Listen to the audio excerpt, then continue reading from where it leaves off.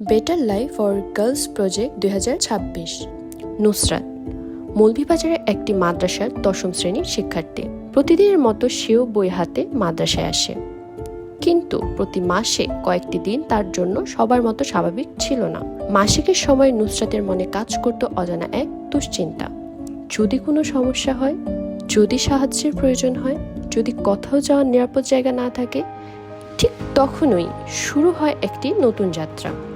Good neighbours বাংলাদেশের better life for girls 2026 প্রকল্পের মাধ্যমে মাদ্রাসায় প্রতিষ্ঠা করা হয় একটি অ্যাডোলেসেন্ট কর্নার। এখানে রয়েছে পরিচ্ছন্ন পরিবেশ, নিরাপদ টয়লেট এবং মাসিক স্বাস্থ্য ব্যবস্থাপনার জন্য প্রয়োজনীয় উপকরণ। কিন্তু সবচেয়ে বড় বিষয় ছিল এখানে কেউ লজ্জা পায় না, কেউ একা অনুভব করে না। বেটার লাইফ ফর গার্ল প্রজেক্টের আওতায় আদমপুর ইউনিয়নের নতুন মেনস্ট্রুয়াল হাইজিন ম্যানেজমেন্টের উপরে এই প্রকল্পের কাজ। এই কাজের ফলে এই মাদ্রাসার শিক্ষার্থীরা ঋতুকালীন যে স্বাস্থ্য সেবা সে বিষয়ে জানতে পেরেছে এবং বিনা বাধায় তারা যেন শিক্ষা কেন্দ্রে আসতে পারে এবং প্রতিনিয়ত তাদের উপস্থিতি যেন বাড়তে পারে। এই অ্যাডোলেসেন্ট কর্নার তৈরির ফলে আমরা বিশ্বাস করি এবং আশা করি যে নারী শিক্ষার্থীরা স্কুলে এসে এই অ্যাডোলেসেন্ট কর্নার থেকে মাসিক ঋতুকালীন যে স্বাস্থ্য সেবা বা স্বাস্থ্য ব্যবস্থা বা সুরক্ষা সেটা পাবে।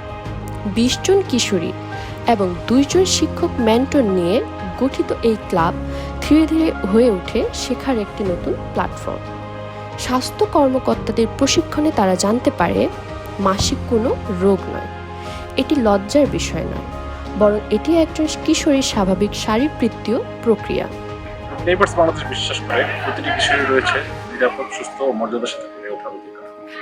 Better life for girls project 2026 শুধু একটি কক্ষ নির্মাণ করেনি, এটি নির্মাণ করেছে একটি মর্যাদা ও সম্মানের স্থান এবং কিশোরীদের স্বপ্ন দেখার অধিকার বাস্তবায়নের স্থান।